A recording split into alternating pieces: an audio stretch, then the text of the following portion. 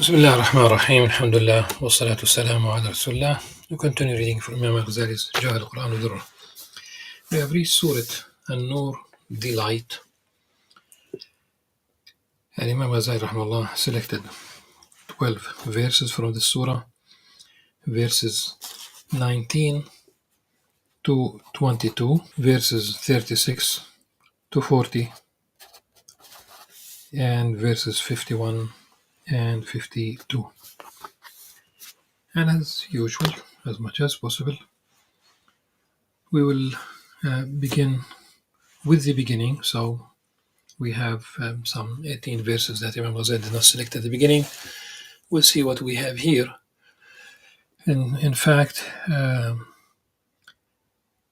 it does not mean that Imam Ghazali was not paying attention to the importance of these verses. All the Quran is important for all the scholars, but the importance to share or to shed light, probably assuming that this is known to the community, that there is no problem associated with the content at that content at that time when he wrote this book. Allah subhanahu wa ta'ala a'lam. The surah begins with a reference to this particular chapter, this particular surah. This is a surah which we have revealed and made it obligatory, meaning the rulings included in this surah are obligatory. That which is obligatory, whether it's in the Quran or in the Sunnah, is for the community to implement. There's no room for opinions. In fact, I like what somebody said about an opinion. An opinion, that's probably the weakest form of knowledge. Opinion. What do you think about this political problem? And they will speak. As one of my professors said almost 45 years ago, he said the Palestinian, it could be also people, it could be universal. He said the Palestinian is an expert, of course sarcastically, he said the Palestinian is an expert in every field. You mention medicine, and he speaks about medicine, so he pitches in, meaning those who have nothing to do with medicine. You speak about carpentry and they will speak about it. Politics, I would add, and especially religion. In the next surah, in Surah Al-Furqan, it's an amazing thing. It's about the whole Quran. If you, I'm sure that you know, if not, just go to the beginning of that surah. تبارك الذي نزل الفرقان على عبده ليكون للعالمين نذيرا. Blessed is the one who sent down, has been decided. The translation of the Furqan, I'm going to stick to it is a decisive authority, it is the Quran, but the etymology of the word Furqan, it's about that which differentiates between two things. Okay? In the absolute sense, it's an authority. That's why it's a decisive authority. It differentiates between right and wrong, truth and falsehood, good and evil, halal and haram, and what have you. This is why when we go to this surah An-Nur, of course, it's part of the whole Quran. If we have something, then all that we need is to implement it as a way of life, our theology, our law, our norms, our ethics, aesthetics. They should fall within the Islamic worldview. So beginning of the Surah An-Nur. أعوذ بالله السميع العليم من الشيطان الرجيم. بسم الله الرحمن الرحيم. سورة أنزلناها وفرضناها وأنزلنا فيها آيات بينات لعلكم تذكرون. So this is a surah which we have revealed and made it obligatory. It's obligatory, and revealed in it clear commandments, so that you may be mindful. Signs, commandment, signs, verses, clear verses, and it starts talking about adultery. And this surah has authority. Surah Al-Furqan, this Qur'an has authority, decisive. Here we have basically the narrative immediately addressing adultery. الزانية والزاني فاجلدوا كل واحد منهما 100 جلدة ولا تأخذكم بهما رأفة في دين الله إن كنتم تؤمنون بالله واليوم الآخر وليشهد عذابهما طائفة من المؤمنين. As for female and male fornicators, it has been highlighted by Muslim scholars that when we speak about fornication, about adultery, here it's the fornicators because of the nature of the punishment. They have noticed that when we talk about the fornication in the Quran, the female fornicator is mentioned first. When the Quran addresses theft, the Quran begins with the male thief first. والسارق والسارقة. What about them? As for female and male fornicators, give each of them 100 lashes, and do not let pity for them make you lenient in enforcing the law of Allah, if you truly believe in Allah and the last day, and let a number of believers witness their punishment. Here it addresses the legal authority. Fajlidu, yes, it addresses the community, but really it's the authority. It's the judge. When the Prophet ﷺ was amongst the believers, he was the Prophet, but he was also the authority. He judged. We have a couple of cases, and it's either confession or testimony. But if people jump to the law directly without, you cannot really address fornication or adultery without thinking about the context, without addressing the context in which these things take place. First of all,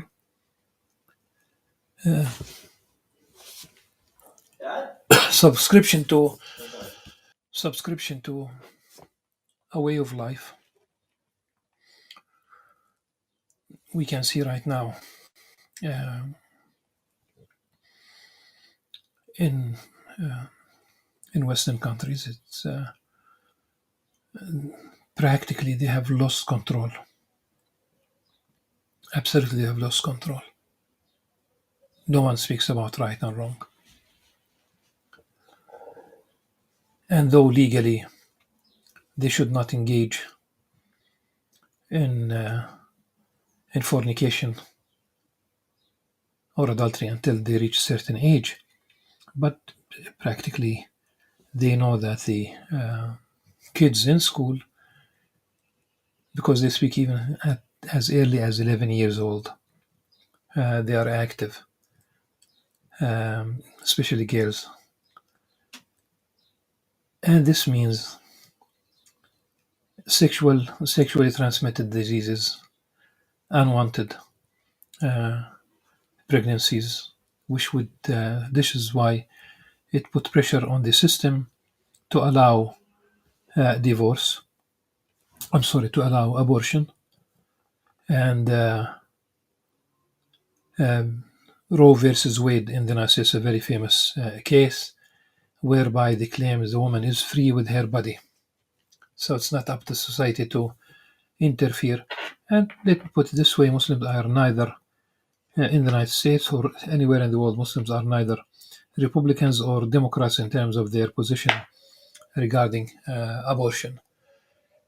No, neither. Definitely, women are not free with their bodies, which means also men are not free with their bodies. For example, men cannot donate sperm, they cannot commit adultery or fornication, they cannot sell organs that are vital. You cannot sell organs in the first place, but you cannot donate even vital organs. So you can donate a kidney, you cannot donate sperm, you can donate blood, but you cannot donate your own while living one of your two corneas, eye corneas, etc. So you are not free. The idea that you are free, this is absurd. This does not really. It's not in the. But this is really the. This is modernity. That the human being is the source of not only knowledge, of the answers, of truth, but also of the way of life. Again, there are certain things that took place. Let me put it this way in context. There's a book about business ethics written by two Americans who said that after World War II, it was by design that women were taken out of the home. So to be a housewife, it was still is a full-time job. Islam is not against working. You would rather have a female gynecologist rather than a male gynecologist really taking care of your female members of the family. Ask women. Okay. So you do need education. You need also people, women to be in certain vital positions in the society. But it was by design that they were taken to factories and what have you. And the result ultimately there was mixing in a way that allowed fornication and adultery to take place. Then you put pressure on the system to have abortion. And now we talk about women being single mothers in the United States, not because they were divorced, not because they became widows. Men don't want this responsibility. They are getting what they want without getting married. So there is punishment, and people might think that this is outdated or what's really acceptable to have nudity beaches, nudity in neighborhoods now.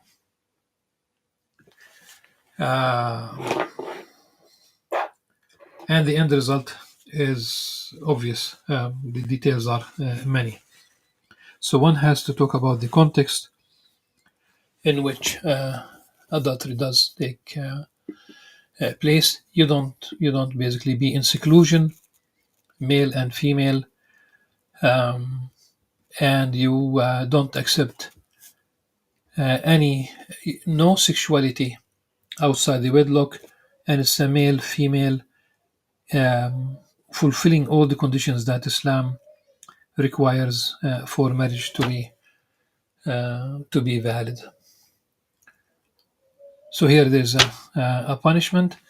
The second issue is if it's not a confession and it's basically going to be witnessing, you need literally 4 men who witness the actual penetration. It's not that they have witnessed they were together It's not that they were uh, in bed. How would four uh, men? In general, it's almost impossible. So Islam would like to protect also. It's not that people don't make mistakes, but that's also part of the protection society. And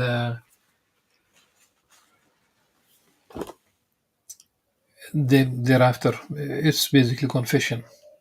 If even pregnancy in itself is not necessarily um, a proof of adultery. Not going to talk about all these details now. And it should be public. Don't. And the idea there, this verse 2. ولا تأخذكم بهما رأفة في دين الله إن كنتم تؤمنون بالله واليوم الآخر. Don't be lenient. Don't be lenient. Don't be lenient. Don't have sympathy. Okay. And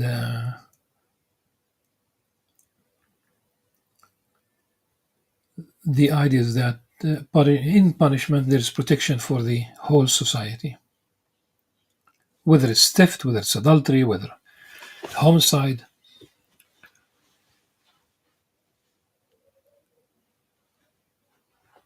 The idea is that in the hudud, and they are limited really, there is a life for the rest of the community.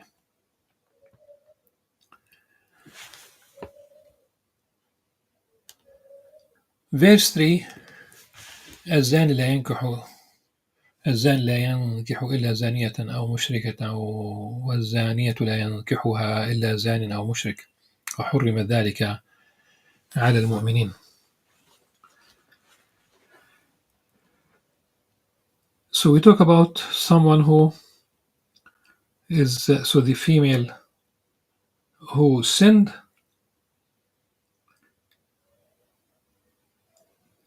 the whether it's female or male,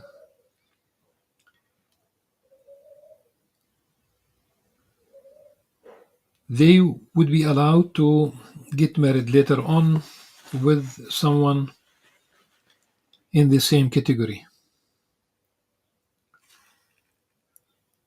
A male fornicator would only marry a female fornicator or idolatress, a woman who still believes, worships idolatry, which is, again, one needs to explain this, because Muslims are allowed only to marry either a Muslim woman. Muslim men are allowed to marry Muslim women, or a woman of the people of the book, if they are considered chaste, muhsanat. And that's really a big issue. I have looked at this issue some time ago, and I was looking at whether women in Europe, for example, in general, it's men and women, but I was looking because of this particular issue about women, whether they are believers or not. So a woman could be a descendant of a Christian family, but she could be atheist. The idea of believing in God as if this is outdated in order for one to become modern or whatever is the case, to be fashionable, so they don't want to believe in God.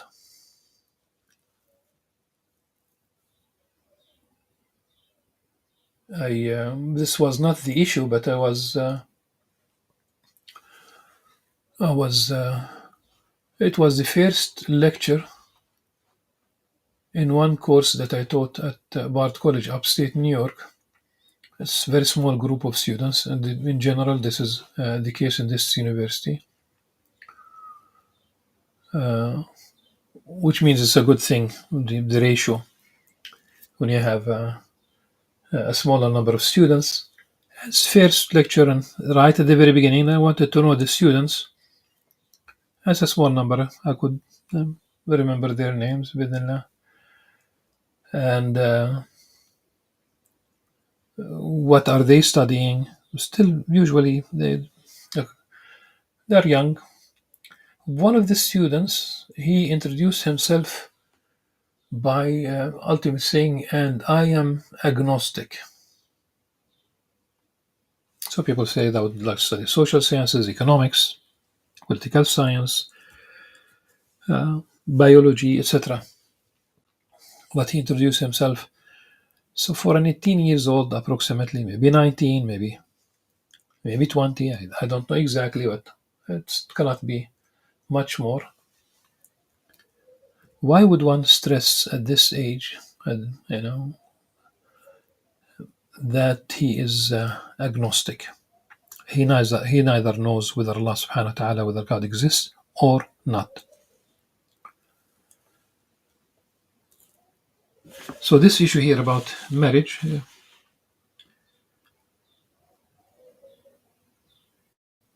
it has been explained, and Ibn Kathir mentions that Ibn Abbas anhuma, said that this is not really marriage. And as the chain of narrators is sahih, it's not sahih. Really, it's about the rather than understanding its marriage in the formal sense, it's a metaphor for having an intimate relationship. قال ليس هذا بالنكاح إنما هو الجماع. And there are other things that were mentioned, other meanings also. By the way, Ibn Abbas and وحرم ذلك على المؤمنين. This is all forbidden to the believers, meaning that whether fornication or even marriage between pious people and those who did commit fornication or adultery. And there is something cultural that usually, and it's not only about fornication. It could be sometimes it's drugs, sometimes it's alcohol, sometimes whatever is the case. So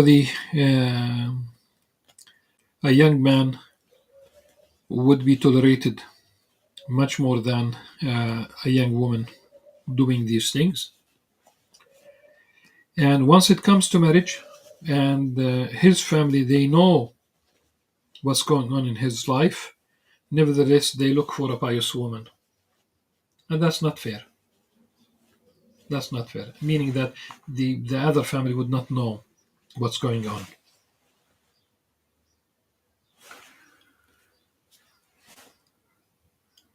If they repent, if they change course, that's different. It has been mentioned that Imam Ahmad bin Hanbal rahimahullah said that a marriage contract between uh, a pious man who has never committed fornication or adultery, his marriage contract with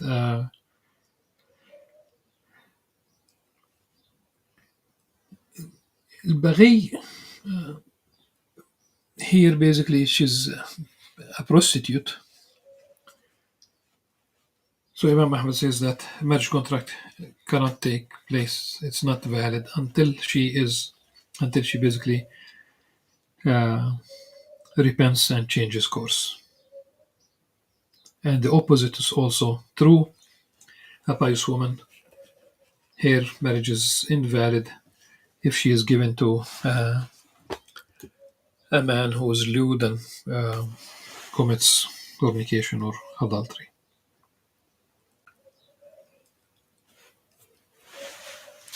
there was I don't know whether it did take place or not, but there was a case in India, Allah subhanahu wa ta'ala a'la wa alam, in which men from the Da'wah and Tabligh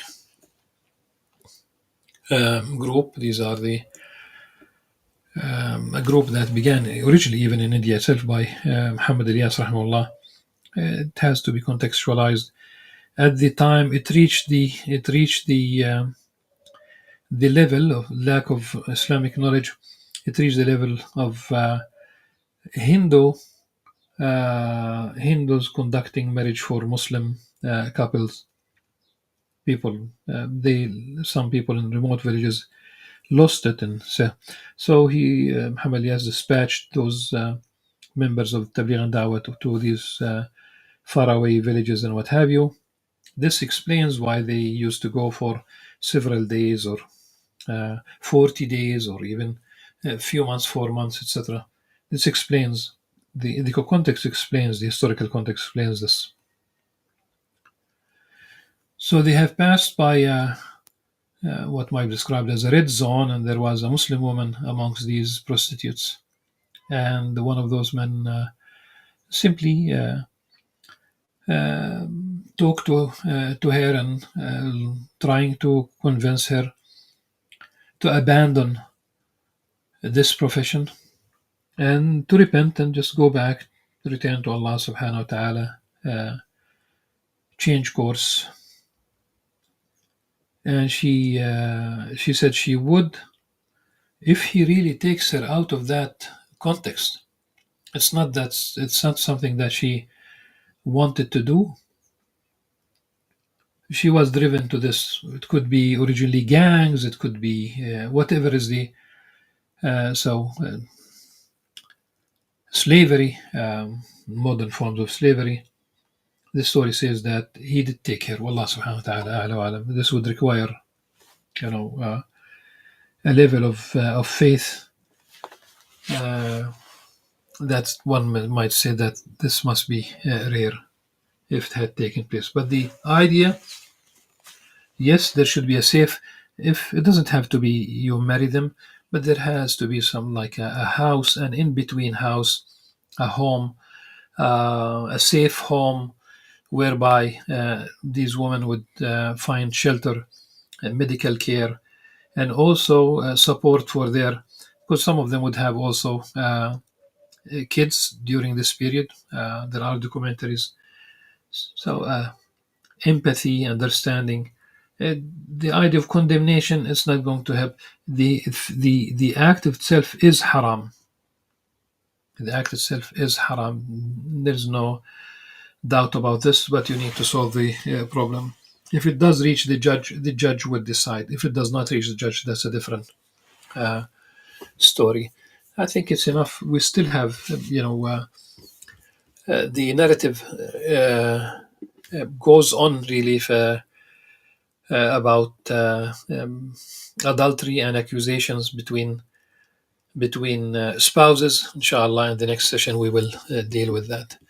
Until then, subhanakallah wa hamdik, shadu la ilaha illa anta, astaghfiruka wa atubu ilaik. Assalamu alaikum wa rahmatullahi wa barakatuh.